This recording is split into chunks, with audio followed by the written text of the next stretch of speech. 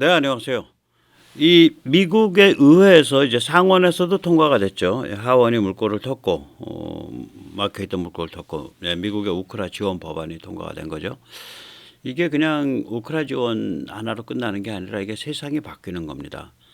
이게 미 공화당의 중앙파 센트리스트와 민주당이 손을 잡고 압도적으로 통과시킨 거예요.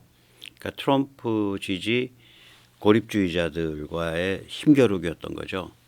하원은 3대 1로 통과됐고요. 상원은 4대 1 정도 됩니다. 압도적 통과죠. 이거는 미국 정치에도 굉장히 깊은 영향을 끼칩니다. 미국 공화당이 고립주의 노선을 극복하고 레이건 공화당으로 부활하기 시작했다는 걸 뜻합니다.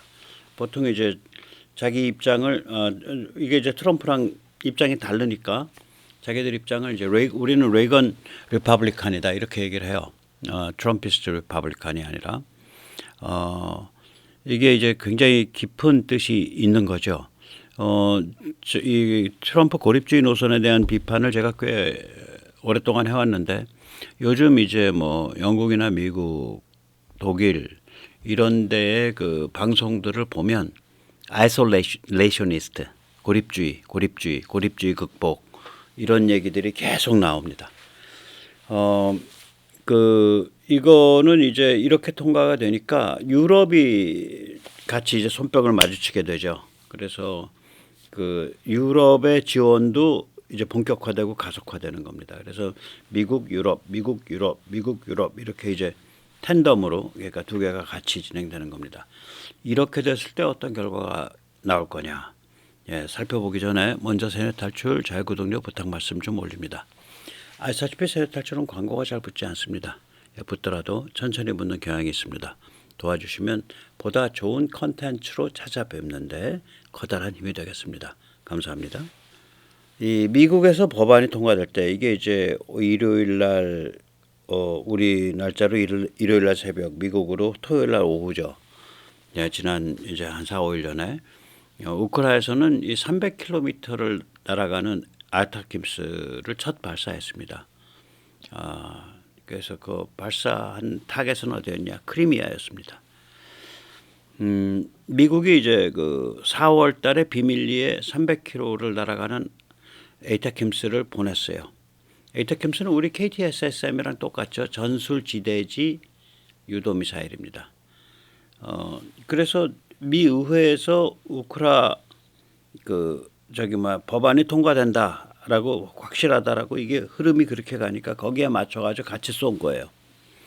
참고로 이 에이타킴스 이게 하이마스에서 쏘죠. 여기는 두 종류가 있습니다. 하나는 사거리 165km짜리 정말 녹슨 무기, 정말 이건 해체해서 어디 없애는데도 돈 들 그런 무기죠. 또 하나는 사거리 300km짜리 두 종류가 있는데 그동안 미국이 우크라이나에 지원해왔던 거는 사거리 165km짜리를 지원해왔습니다. 165 아타킴스만 지원했습니다. 그 이유는 뭐냐? 크리미아 공격을 자제시키려고 하는 거예요. 300 아타킴스를 주게 되면 크리미아에 어디든지 때릴 수 있게 돼요. 근데 165 아타킴스를 주면 크리미아까지 잘 못 미쳐요. 그런데 이번 전쟁의 핵심이 크리미아입니다. 이번 전쟁은 크리미아에서 시작한 거고 크리미아로 끝납니다. 왜 크리미아에서 시작했냐? 2014년에 돈바스하고 크리미아를 집어먹었잖아요. 푸틴이. 그러고 나서 우크라이나는 그냥 손을 든 게 아니라 계속 교전 상태, 소규모 교전 상태를 유지한 거죠. 그러니까 푸틴이 꼭지가 도른 거지. 그러니까 다 먹겠다고 덤벼드는 거예요. 이 크리미아는 예카테리나 때부터 한 200여 년 전부터 러시아의 아주 핵심입니다. 여기가 아름답고 우리 얄타 회담, 한국의 운명이 야리꾸리하게 꼬일 뻔했던 그 얄타 회담도 크리미아에서 있는 도시죠. 그런데 이 우크라이나에 대해서 그 소련이 좀 못된 짓을 많이 해왔잖아요. 한 300만, 400만도 굶겨 죽이고. 후르시초프가 이게 특이한 사람이에요. 부인은 우크라이나 유대인이고요. 본인은 어렸을 때 우크라이나 접경의 러시아 마을에서 태어났는데 성장과 생활을 어디서 했냐? 도네츠크에서 했습니다. 거기 우크라이나 사람이에요. 그래서 후르시초프 때 크리미아를 떼갖고 우크라이나로 넘겨버렸죠. 물론 그때는 우크라이나가 소련의 한 부분이죠. 관할을 우크라이나 쪽으로 넘겨줬어요. 근데 나중에 소련이 해체될 때 이게 관할이 우크라이나니까 우크라이나로 끌려 들어온 거예요. 저게 군사 요충지거든요. 그리고 저 일대로 전부 그 지금 석유 무슨 가스가 잔뜩 깔려 있는 거 아니에요. 그러니까 러시아가 이제 푸틴이 욕심을 내는 거지. 저 먹어야겠다. 그래가지고 이 전쟁은 크리미아에서 시작해서 크리미아로 끝나는 겁니다. 이게 제 말이 아니라 젤렌스키가 한 말 같은데. 네, 젤렌스키가 한 말이에요. 자, 300 아타킴스가 어떻게 미치나. 예. 여기 제가 이제 보면은 보라색 원, 연두색 원, 그리고 하늘색 원, 예, 원이 3개가 있죠. 이 원들은 다 이제 지금 우크라이나 쪽이 관할하는 지역입니다. 거기서 300km를 때리게 되면 어디까지 가냐. 보라색에서 때리면 이게 이제 말하자면 강북 헤르손이죠. 드네프르강 북쪽 헤르손. 300km 때리면 크리미아 다 들어오는 거예요. 일부 동쪽에 짜투리 좀 빼고. 그럼 자포리지아 전선쯤에서 때리면 어떻게 되냐. 또 크리미아 그 큰 덩치는 한 3분의 2쯤 커버하고 꼭 케르치 대교 있는 데까지. 그래가지고 저기 그 러시아 일부까지. 예. 그럼 헤르손 전선에서 때리면 어떻게 되냐. 저 파란색. 예. 헤르손 전선. 그러면 도네츠크, 돈바스 다 루안스크 다 들어온다는 얘기지. 즉 어디 숨을 데가 없는 거예요. 그런데 지금 F-16까지 가거든 여기에. 그러니까 패트리어트 미사일로 공중 방어를 하면서 F-16으로 다목적으로 해상 지상을 때리고 공중도 방어하고 그리고 아타캠스 300 아타캠스로 그냥 빵빵 때리면 조금 좀 게임이 달라지는 거죠. 이런 게임이 달라지는 겁니다. 그래서 이거는 뭘 뜻하냐? 다시 말해서 300 아타킴스는 미 의회의 우크라 지원 결정의 표현이에요. 같이 갔다고요. 의회에서 그것이 확실시 되니까 300 아타킴스가 가서 때린 거예요. 이거 뭘 뜻하냐? 말하자면 러시아의 전면 철수, 전면 패배가 확정된 걸 뜻해요. 그러니까 우크라 지원 이번에 통과된 거 600억 달러 그리고 그것의 군사력 표현으로서 300 아타킴스를 우크라가 쓰기 시작한 거 이거는 이 전쟁은 크리미아를 포함한 모든 우크라 영토로부터 러시아가 발을 빼서 철수해야 된다라고 확정된 거예요. 저는 그렇게 생각을 합니다. 이거 엄청난 얘기죠. 자, 이런 판인데 이제 국내에서는 이거를 주목을 안 해요. 네, 그 우크라 지원 법안 통과의 의미, 미국 고립주의 노선의 패배, 트럼프 고립주의 노선의 패배, 그 다음에 그것과 맞물려서 그것의 군사적 무기의 형태, 무기의 표현으로서 300 아타킴스의 사용 이런 거 별로 국내에선 언급을 안 하는데 연합뉴스 TV에서 하도 기가 차가지고 북한 미사일에 화들짝 놀란 미국이 아타킴스 우크라에 제공 신형 아타킴스 300 아타킴스 우리가 이제 우주가 지구를 중심으로 해서 돈다 이걸 천동설이라 그러고 지구가 태양을 중심으로 해서 돈다 이걸 지동설이라 그러죠. 이 한국 사람들은 한 2000년 동안 고립이라 그럴까 뭐라 그럴까 그러니까 딱 그 고슴도치처럼 이렇게 웅크리면서 그 무시무시한 중국과 대륙에 대한 그 정체성 게임을 해왔기 때문에 굉장히 그 민족 중심적인 사고방식이 강해요. 에스노센트릭이라 그러죠. 자부심도 강하고 꼭 나쁜 건 아닌데 그게 이렇게 이제 과다하게 나가면 뭐 우주가 지구를 중심으로 해서 도는데 그걸 좀 더 정확히 표현하면 우주가 한반도를 중심으로 해서 돈다 해서 K 천동설이 되는 거예요. 아타킴스 300 아타킴스를 미국이 준 거는 뭐냐면 이 전쟁을 크리미아까지 수복하는 우크라 전체 영토를 다 수복하는 것으로서 전쟁 목표를 정했다는 걸 뜻해요. 그 정도 전쟁 목표를 정하는 것이 북한의 논리 갖고 정해요. 이거는 러시아의 운명을 정하는 거고 푸틴의 운명을 정하는 거고 우크라의 운명을 정하는 거고 유럽의 운명을 정하는 게임인데 그리고 그걸 미국 혼자 정했겠어요?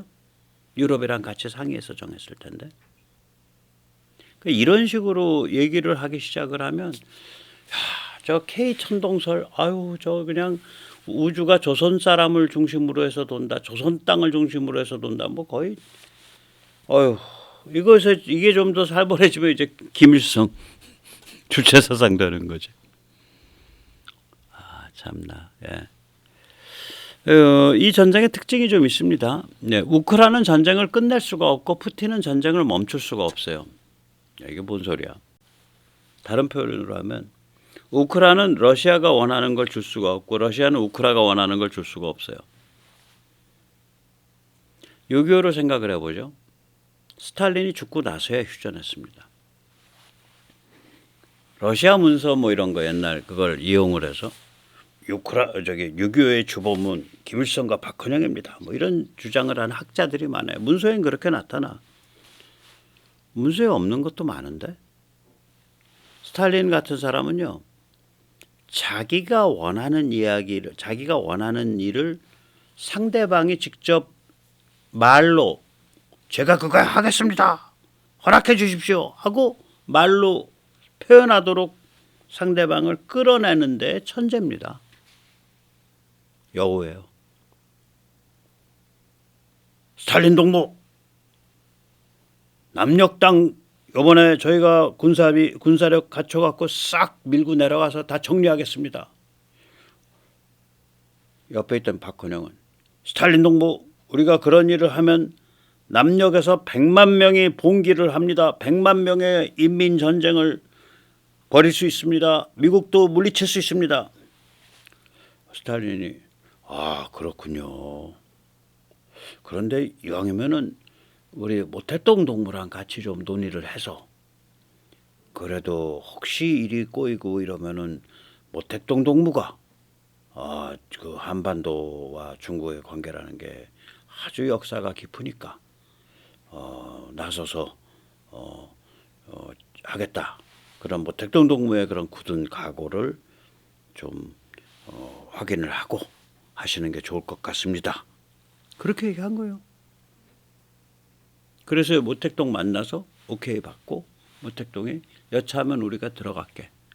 그리고 일 저질렀는데 그 여차하면이 상황이 벌어지니까 50년 늦가을부터 들어온 거고 들어올 때 압록강 건너는 그 통로는 소련 공군기들이 단동과 저기 어디야 그 지금 선양이죠. 선양. 예, 선양에서 그 소련 공군기들이 떠가지고 확보를 해줬죠. 그래서 압록강 이남 70km까지를 소련 공군기들이 그때 미그 15인가 그래서 미군기들 많이 격추시키고 그랬습니다. 그러니까 스탈린이 6.25라 불리는 프로젝트에 숨은 온하고 모택동이 이게 바지 호구 사장이거든. 6.25가 그래서 스탈린이 죽은 다음에야 전쟁이 끝나요. 자, 푸틴은 전쟁을 멈출 수가 없어요. 우크라 전역으로부터 크리미아로부터 다 철수를 해야 전쟁이 멈춰지는데 그건 푸틴에게 정치적 자살이야. 어쩌면 물리적 죽음일 수도 있어요. 그러니까 푸틴은 전쟁을 멈출 수가 없어요. 또 우크라이나는 전쟁을 끝낼 수가 없어. 국민들이 다 결사적으로 아주 뜨겁게 저항을 해왔기 때문에 또 유럽과 미국의 지원이 이어지고 있기 때문에 러시아가 전면 철수할 때까지 계속 싸우겠다라고 이미 국가 의지가 세팅이 돼 있어. 그러니까 우크라이나 전쟁을 끝낼 수가 없는 거예요. 러시아가 전면 철수할 때까지는. 그럼 필연적 결과는 뭐야? 푸틴이 이기지도 못할 싸움을 계속한다는 얘기 아니야. 이기지 못할 싸움을 국민들 죽여가면서 경제 거덜나가면서 계속하면 결과는 뭐가 되겠어요? 제거당하는 거죠. 어느 순간에. 어느 순간에 제거당하는 거예요. 저거. 그래서 우리가 미국에서 우크라 지원법 통과되고 300 아타크림스 F-16 막 투입되고 이 사정을 보면서 우리가 야 우크라가 전면적 승리, 다시 말하면 모든 영토로부터의 러시아의 패퇴, 철수까지 가겠구나. 그리고 그 결과로서 푸틴은 제거되겠구나. 그 다음의 세상은 어떤 세상이 되나 이 고민을 해봐야 되는 거예요. 베이징대 교수가 이코노미스트에 기고를 했습니다. 이 양반 이름이 뭐더라? 팽유준이라는 교수인데 바빠가지고 이코노미스트에 보면 팽유준 교수의 이 카리카처 해갖고 이렇게 써놨어요. 제목은 뭐냐면 러시아는 우크라이나 전쟁에서 반드시 패배할 거다. 네 가지 이유를 듭니다. 우크라이나 맹렬하고 결사적인 저항, 그 다음에 서방의 아주 집요하고 일사불란한 지원, 두 번째, 세 번째, 산업 능력과 명령 제어 통신 정보가 결합된 전쟁 방식. 명령 제어 통신 정보를 커뮤니케이션 컨트롤, 커맨드 컨트롤 커뮤니케이션 인포메이션 C3I라 그러죠. 근데 이 양반이 아마 팽유준 이 양반이 군사학을 한 사람은 아닐 거예요. 정치학이나 뭐 이런 거 했을 것 같아요. 그래서 이 첨단 군사 개념이 약한 거예요. 그래서 다영역 네트워크 전쟁, 멀티 도메인 네트워크 워페어인데 이미 C3I 전쟁은 C3I는 이미 옛날 얘기예요. C3I, C4I, 뭐 C4ISR 점점 늘어나.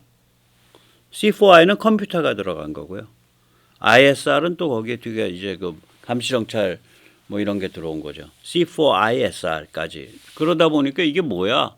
그거 다영역 네트워크야. 그래서 요새는 멀티 도메인 네트워크 워페어 그런 얘기를 많이 씁니다. 이거 잘못 표현한 건데 뭘 말하고자 하는 거는 우리가 알 수 있는 거죠. 네 번째는 푸틴 주변에는 온통 딸랑이뿐이다. 인포메이션 코쿤.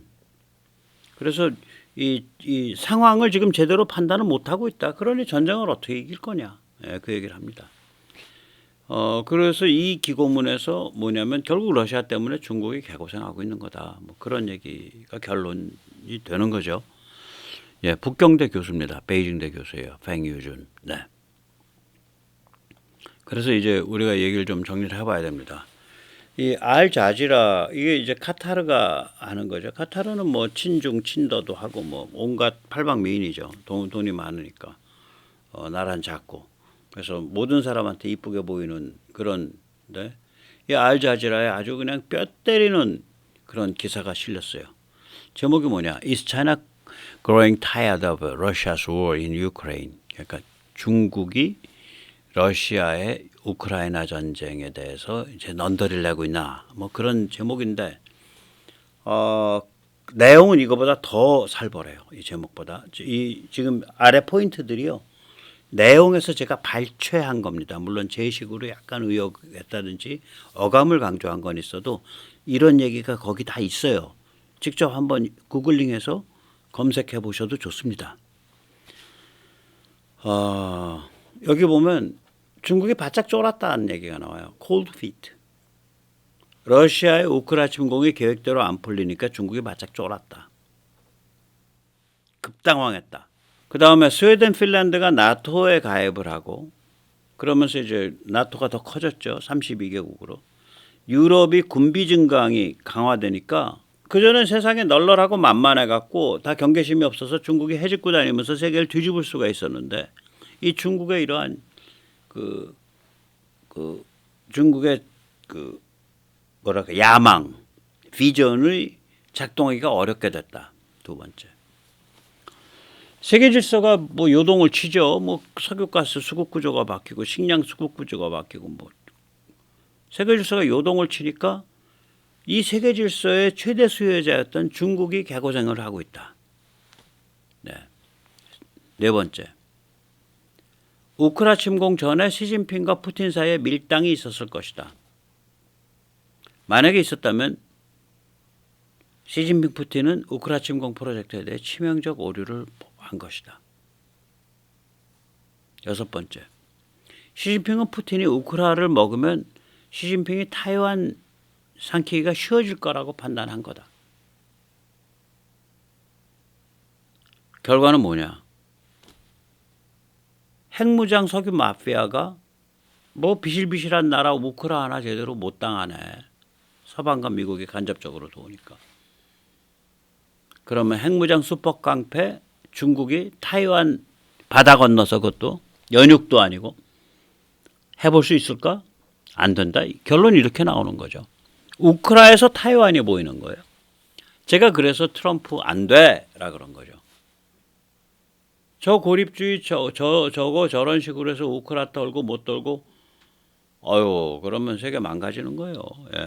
그다음에 여기 또 얘기가 나와요. 요새 이제 그 러시아의 그 밀 수출을 중국이 아도를 찍었나 봐요. 250억 달러 규모로. 이런 식으로 그리고 중국이 그걸 아도를 찍으니까 그전에는 중국이 우크라로부터 밀을 많이 수입했는데 이제 러시아 밀로 아도를 찍었다 그러더라고요. 이렇게 중러 밀착을 해가면 뭐 지구가 두 나라만 있으면은 좋은데 작용 반작용이 있는 거 아니에요. 그래서 중국의 입지를 더 좁히는 역효과를 만들어내고 있다. 전쟁이 장기화되자 첫째 중국의 잠재적 라이벌들이 강화됐고 한국, 일본, 대만, 필리핀, 유럽, 미국, 오스트레일리아.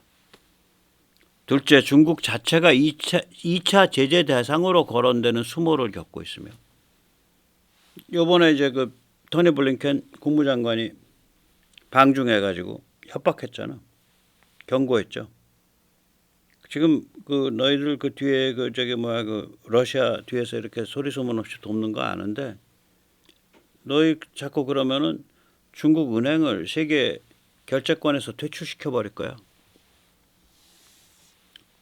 이런 수모를 겪고 세 번째 중국 경제가 교란당했고 지금 중국이 작년보다 수출이 꺾이고 있어요. 우린 작년 대비해서 지금 10% 이상 수출을 늘고 있잖아요. 중국은 10%, 한 3%, 4% 이렇게 수출 꺾이고 있어요.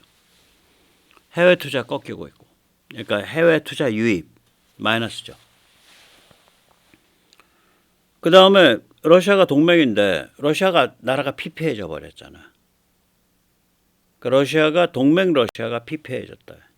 이제 이런 그 중국으로서는 참 견디기 어려운 그런 구조적 악재로 이제 작용을 하고 시작했다. 이걸 세상에 알자지라가 썼다니까. 알자지라가.